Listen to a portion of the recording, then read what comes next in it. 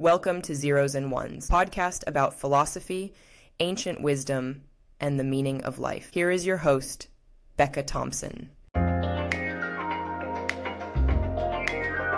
Hello, everybody.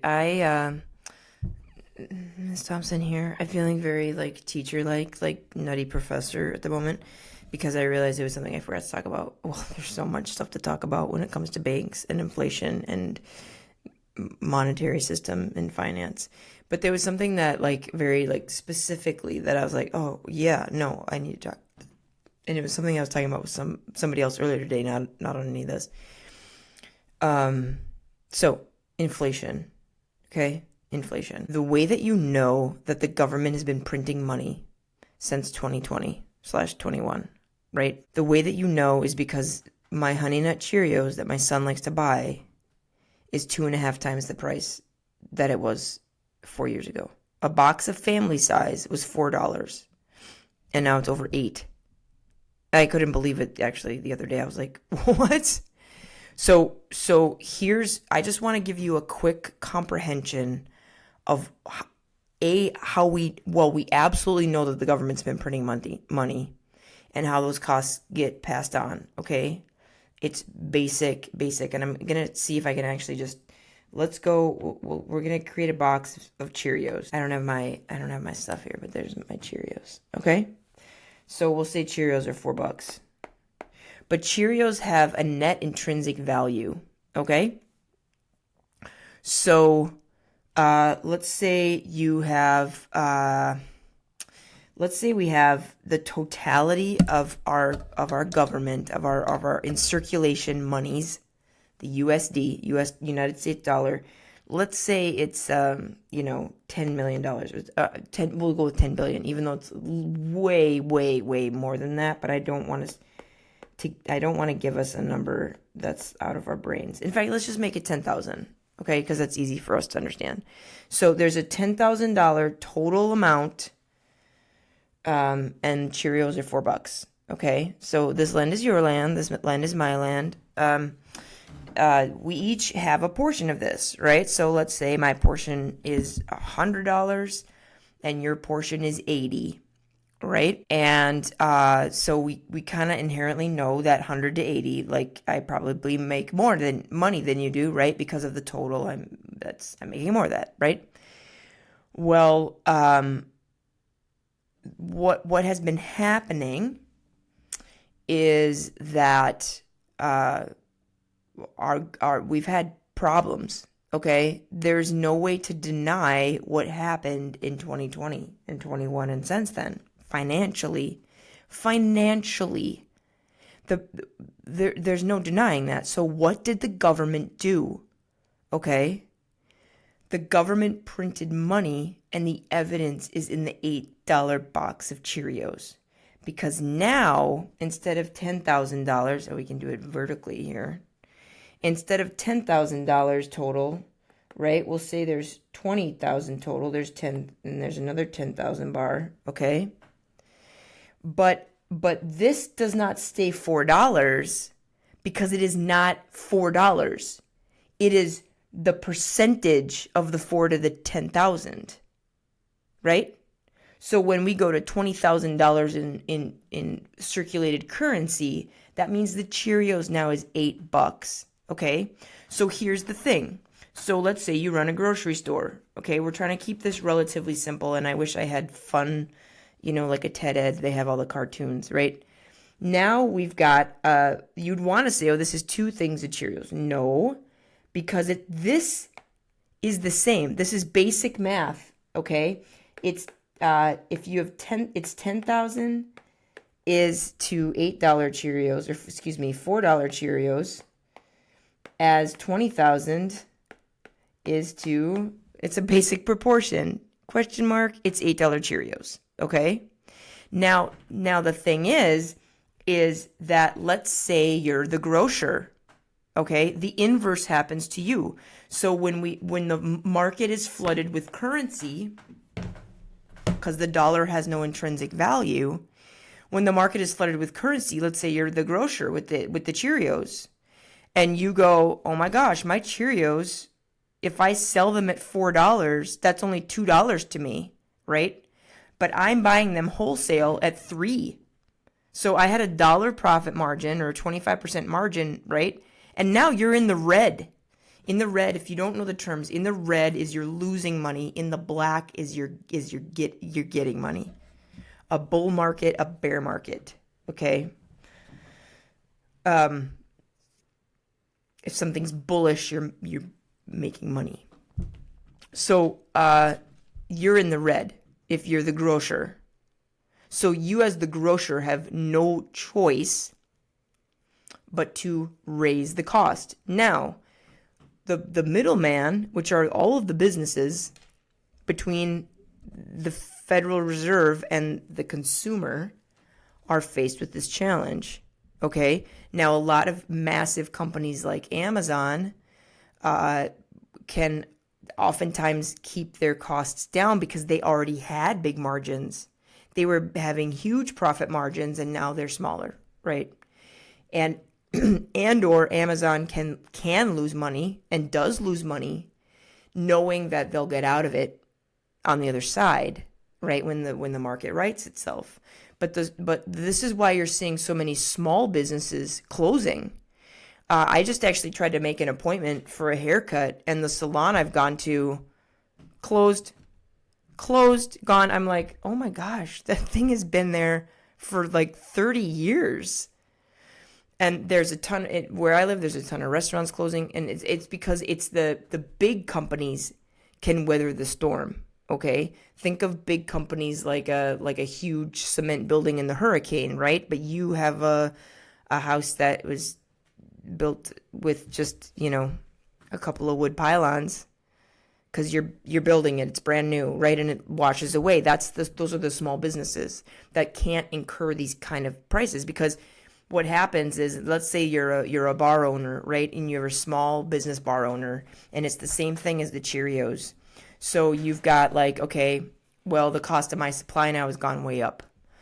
It's doubled, because it has doubled. Most places it's doubled. So you're faced with like, okay, you know what? Let's say it takes me $3 to brew a pint of beer, right? And I had been selling it at $7, and now it costs me $6 to brew a pint of beer. Selling it at $7 means that I can't afford to keep on wait staff, so I can't do that. I don't. That's not a big enough margin for me to make my rent, or the where you're have your brew pub, right? So you go, okay, so you pass that on to the consumer. So you're like, yeah, you know what? That doubled. I don't feel right selling a pint of beer for $14. I don't know if it's gonna work out. So, you know what? I'll sell it for like 10. Okay. So now you're losing money, but you're doing that in the hopes that someone's going to come along and inflation's going to go down, right? But there are economic level. We never get rid of money in the marketplace. Okay. It never undoes itself. And so that is what is happening. So there's like sort of a natural ballooning sometimes of just growth rates, but those are very predictable. Inflation like we're seeing now, which it has never happened since the 1970s this bad, ever. I mean, well, since the 1970s, but for a lot of us weren't alive then, you know what I mean? It's because it's happened so quickly, because the response to COVID and the various burnings of major cities and all the trials that our nation has been through was to print money. That was the main go-to solution. And the evidence is in the cost of goods. And if you own a small business, you know exactly what I'm talking about, because these costs naturally happen. If you are a farmer and you are, feeding cows, I mean, if they're grazing on grass, that's awesome. You're good to go. But if you need like corn feed, right? And then that goes up. It's because of the fact that there's just more money in the system. So everything becomes inflated. The dollar itself becomes devalued, but also what happens is salaries become devalued. Salaries become devalued. The amount that you could have gotten with a $50,000 a year salary 6 years ago does not go nearly as far as it does today. This is why a lot of people who don't understand how inflation works are blaming their employer. And they say, I can't afford my rent, or I can't afford my electrical bill. It's not your employer. They don't have things necessarily coming in for them. The cost of goods, it is at a macro level, because everything, currency is just an energy exchange. So like, let's just be plain. When you have mass quantities of people who aren't working but are still somehow getting their services met, likely through government agencies, and nonprofits are government agencies. They are 90% funded by government agencies or philanthropic organizations. And philanthropy is great. But most nonprofits are not funded that way. Most nonprofits are funded through the government, through grants. So if we have all these social services, that is money, because that is energy. And so when you print money to be able to solve that problem, that is a temporary solution without question. Because how can we be, and then honestly, it's a way to lie with statistics. Because you can say things like, oh, minimum wage is the highest it's ever been. But it doesn't mean as much, because again, it's a percentage of the total.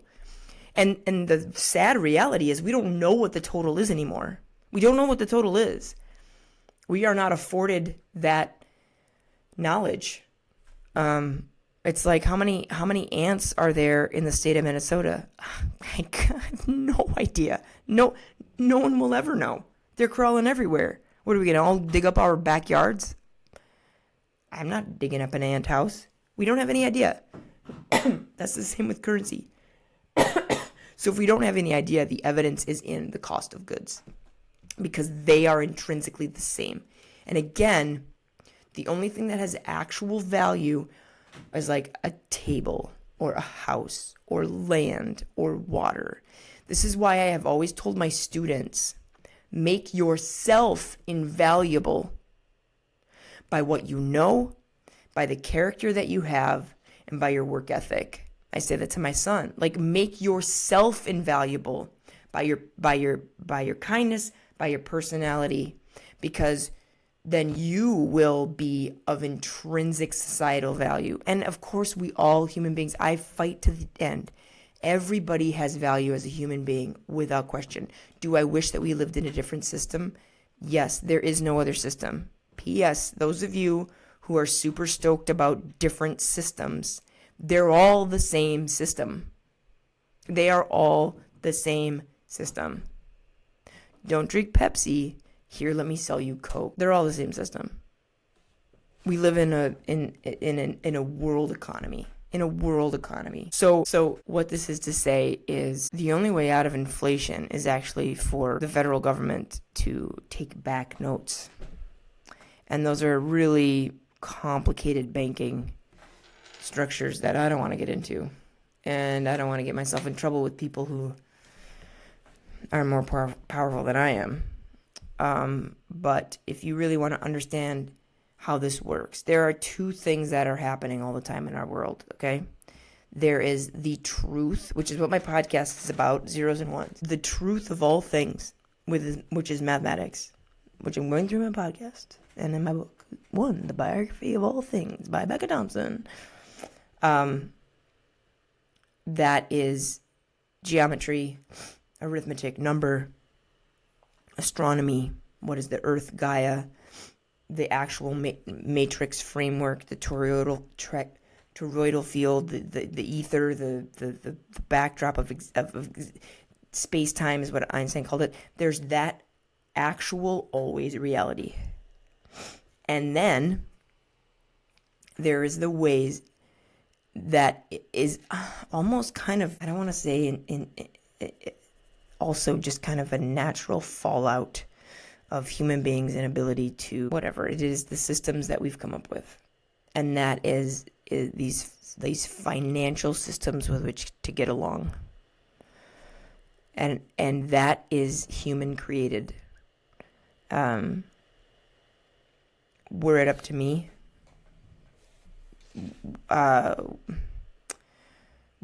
we'd have one currency. Exchange rates are not fair for anybody, and America's typically been at the top. But I'm not here to talk about all the federal or all the international currencies. I will say it sucks. It sucks that the euro has been valued higher than the dollar for the last 10 years. It's a little embarrassing as an American. I'm just kidding. Yeah, you're here's a dollar. No, we don't. We want euro. Because we're supposed to be the king, right? But we're not because of these things. So, this is Little Becca Unleashed, but I wanted to make sure that you understood, okay, that it is part of the total. It is literally just a ratio. Everything, and the shell game can be exposed when you understand math. This is why I'm so desperate to teach people, and I'll be plain. I got so frustrated teaching public school kids who the kids that would listen to me were voraciously oh my gosh, Miss Thompson. But by and large, they were staring in their phones, and I thought, my gosh, you're here, and I don't even know what you're watching, and I can't. It's just so when I see people angry or protesting or whatever, all I think is, you don't know how it works.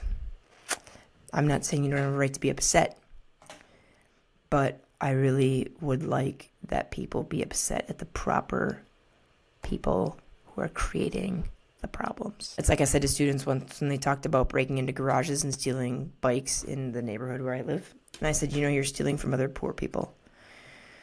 And this one young man, he goes, oh man, you're making me feel bad, Miss Thompson. And I said, good.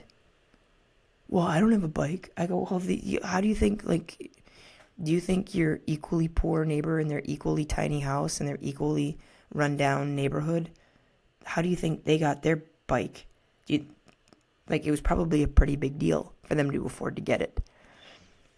You assume everyone around you is rich. We're in this together, but I'm just telling you how it works. Some of us get how it works, and some of us don't. That's why I'm telling you what's going on. I hate when I get fired up like this because I get when it comes to pure math, I'm like, here you go, kids, because it's eternal. When it comes to financial models and inflation and currency and monetary systems, I get a little intense because I have strong opinions. I just love pure mathematics, but when it comes to finances, I'm like, we can do better. So I apologize, got a little intense there. All right, as always, if you found this useful, I would really love a subscribe, a like, a share. I am not charging you for this, so even if we get flooded with currency, the price is going to remain free so long as YouTube allows it. What I will ask is that maybe someday I can get paid for this through Alphabet, which is Google, which is YouTube. Someday if I'm really poor, which I am really poor, I'm rich. I'm rich in here, and I'm rich in here, and that's all you need. I will, sell t-shirts or something, but really, if you want more help, or this is actually very serious, if you want one-on-one, I'm taking on private clients like I used to before I was a public school teacher. Thank you so much for listening. I hope this was helpful. I really hope that we fix this whole situation because I know a lot of people are hurting. That's why I get intense. I know and I know I make choices based on my deep knowledge of math. And I sleep okay at night, even though things aren't great all the time, right? But I think of the amount of people who are really struggling, and I get a little intense about it because I care about what they're going through, especially young families. It's extremely challenging to raise children when you don't know where you're going to be able to feed them. So when inflation like this hits, it just gets me intense. Okay. Thank you so much. We'll see you again. I appreciate you. Thank you so much for listening to Zeros and Ones with Becca Thompson. Please subscribe and share.